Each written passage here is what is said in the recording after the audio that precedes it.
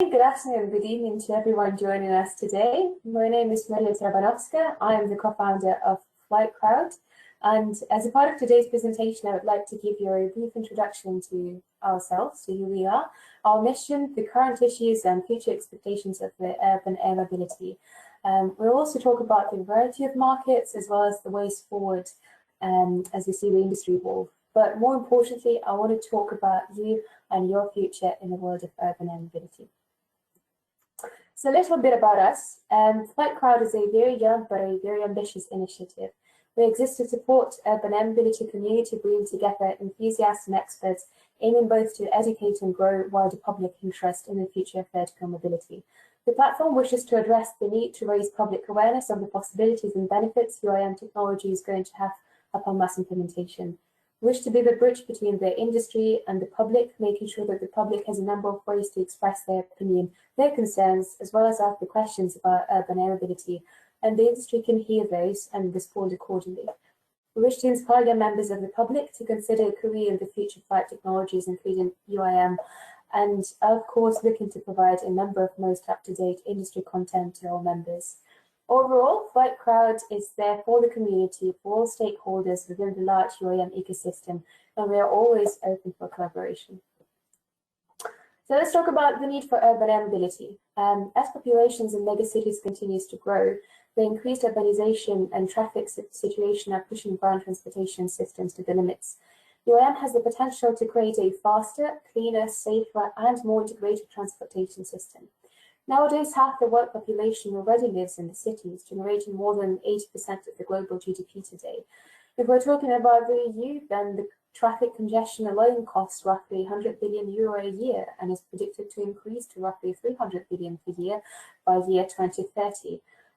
Road delays in the UK cost £9 billion per year, with average London commute being over 75 minutes. As a result, cities are demanding efficient and effective mobility solutions.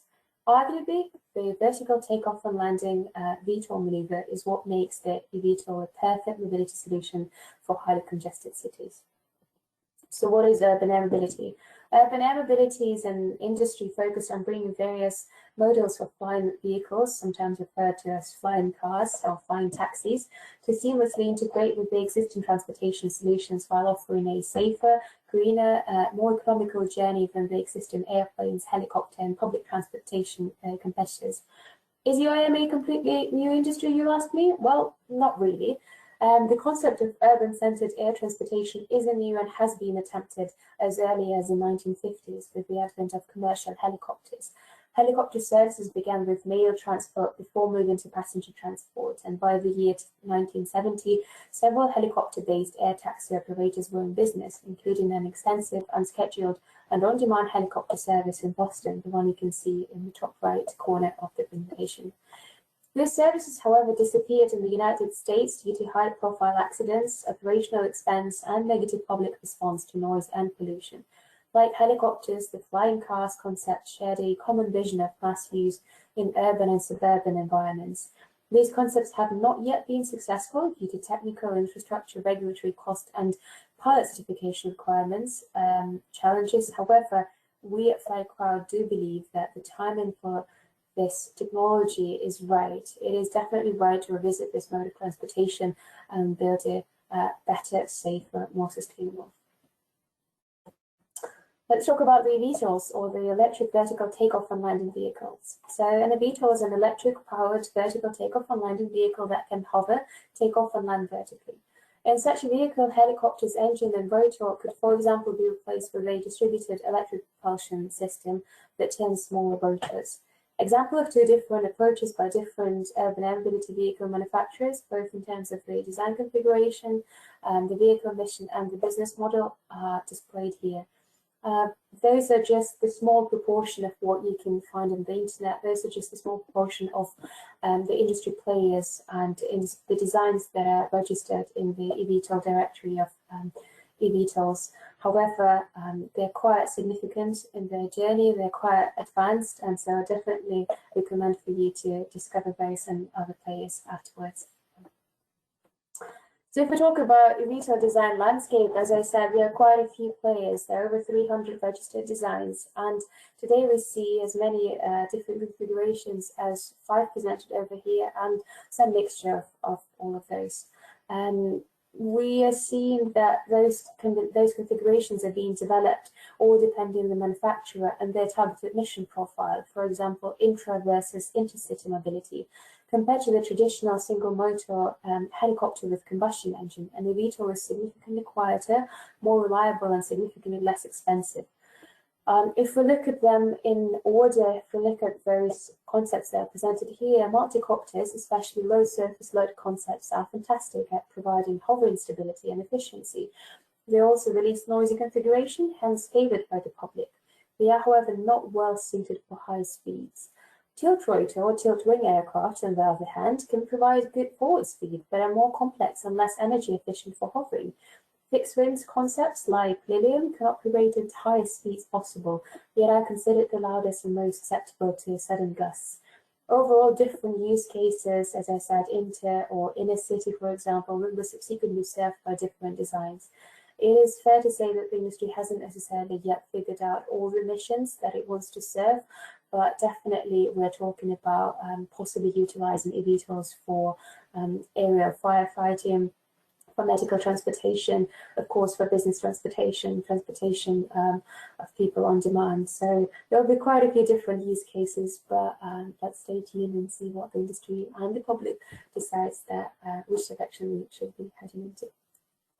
So how to bring UAM closer? UAM is an industry that is system of systems. It's not all about the vehicles, even though, as I've mentioned before, there's so many different vehicles that are currently known and being developed. It's about different systems being put together. It is to be pursued by a different group of stakeholders, including eVTOL operators, communication systems, service providers, data service providers, and regulatory authorities.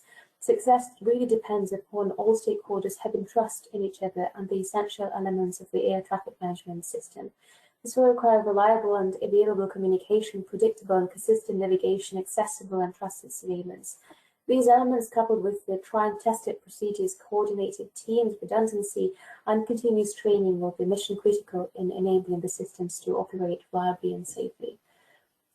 Social acceptance or overcoming the psychological barriers is expected to play a major role in shaping the eVTOL industry, as customers are at the very core of the elevated mobility ecosystem. We're talking about trying and relating to public concerns. Some of the public concerns are presented here on this slide. It's about noise, airspace, whether we are talking about crowding the airspace even further. It's about the cost, safety, and privacy, and so many others.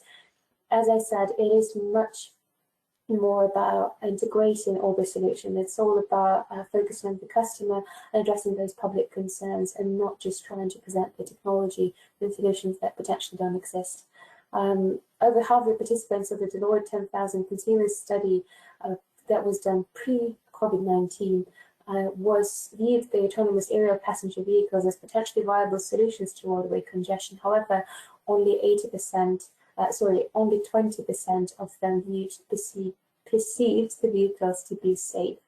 It is definitely our mission, as well as the mission of the entire industry, to show to the public, to demonstrate that eVTOLs definitely have there are reasons for eVTOLs to be a part of our mobility. There are reasons for why we should be using them, and there are reasons for why we're investing so much effort, money, and time into developing this industry, and why we want for you to be a part of this in the future. So it is a road to be walked together. As I said, the UAM supply chain will include loads of third-party suppliers for motors, batteries, flight control systems, and other eVTOL technology. It is a very much new business opportunity for collaboration. Due to the new electric propulsion, original equipment manufacturers will probably play a significant role in maintenance, repair, and overhaul of the eVTOL fleets. New MRO support methods and onboard diagnostic systems will ensure high UAM aircraft dispatch reliability and on-time performance. Creating the UAM ecosystem is very much about the entire value chain. It's the urban aircraft, it's the aircraft support and service, it's the air traffic management, it's the flight operations, ground infrastructure, But more than anything, it's about the end customer. The end customer is not only the business users that I've mentioned before, but it is you. It is you who will be not only using it, but hopefully helping us make this. More than anything, it is about the end customer. It's about you, who will definitely not only be using it as a service to get you from A to B, but hopefully will be helping us make this a reality, make this a future that is available for everyone. Let's talk about the range of opportunities. So you can see the Vertical Aerospace. It's another fantastic startup that is based here in the UK, that is developing their personal view, their solution of the mobility of vertical and urban air mobility. And I do apologize for not having the most up-to-date image here, but the most up-to-date image presented by Vertical Aerospace is their concept of their vehicle. However, I really wanted to show you that this is their prototype of their previous model, and it does exist. It has been flown, it has been tested, and this is there to say, look, you know what, it's not only images, it's not just about the renderings. The industry is really putting all their energy, all their forces into making this a reality. We are testing, we are failing, we're learning, and we are testing again. We are there to make it a reality, and so it's not all about the drawings that you've seen on previous images.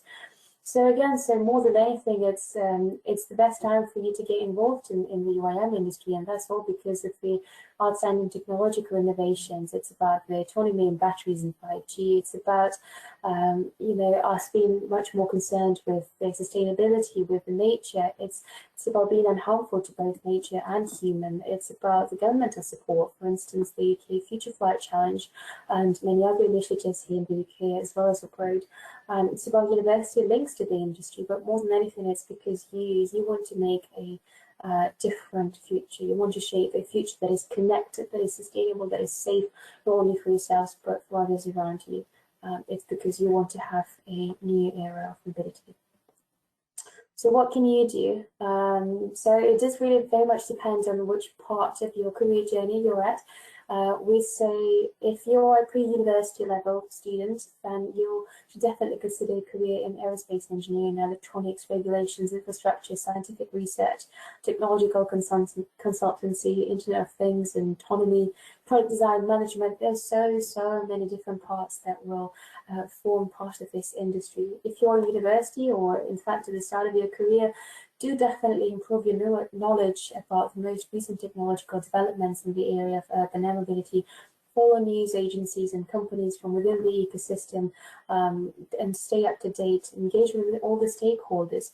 But more than anything, I want to say that no matter what part of your career journey, what part of your life you are currently at, it's all about the transferable skills. It's not only the technical part of you, it's not that you'll only be able to build this future if you're an engineer. It's about your passion and your interest in the industry and aerospace and mobility. So as you can see in 2015, we're talking about the most important skills in workforce being complex problem solving and coordinating with others and people management and critical thinking. And in 2020, yes, of course, some of those skills are still relevant and very much important, including the problem solving, including critical thinking and people management. However, it's much more about your creativity. It's much more about your interpersonal side, about your emotional intelligence, about your service orientation, your cognitive flexibility. It's not only about the grades, it's very much about other things that you do outside of university and school. We want for you to consider different paths. There is no right or wrong, because this industry is so new, because this future is going to be so different. There's no right or wrong. There's no one plan and one way to achieve your successful career in urban air mobility. And so we are there to very much inspire you, to provide you with all the information necessary for you to learn about urban air mobility. But we are there to say, look, go and explore. There's so much that connects the industry together. It's all about the industry being digital, connected, autonomous, electric, and data-driven. This is how the future is, and there are so many ways to be a part of this future. So overall, I want to close my presentation in this one, and I would just want to say that UAM is something that will require everyone's input. impact. And as one of the key stakeholders, we, the public, we must deepen our knowledge to greatly contribute and help resolve industry challenges. Now remember that it's all in your hands, no matter what stage of your career you're at, and the industry really very much needs you. We want to be working with you shoulder to shoulder as long as you're willing to commit, learn, and stay hungry for innovation, and be as excited about the future ahead as we are. And best of luck, and I hope to soon work with you on bringing the future of vertical mobility closer. Thank you very much for your attention, and please do get in touch with me. I also want to make you aware that this presentation has been recorded after the event, and so unfortunately the Q&A session that was held at the end of the presentation on the day is not going to appear as a part of this recording. However, please do get in touch. You can see my contact details. You are very much welcome to get in touch on LinkedIn, or us on Twitter, and all our social media. Get in touch. We're always open to any questions. We're always there to excuse me, we're always there to inspire you, to support you on this journey, because we know that it all matters. Every single person matters, every single voice matters. So reach out, and very much looking forward to working with you later in the future. Thank you very much, and have a great rest of the day. Thank you.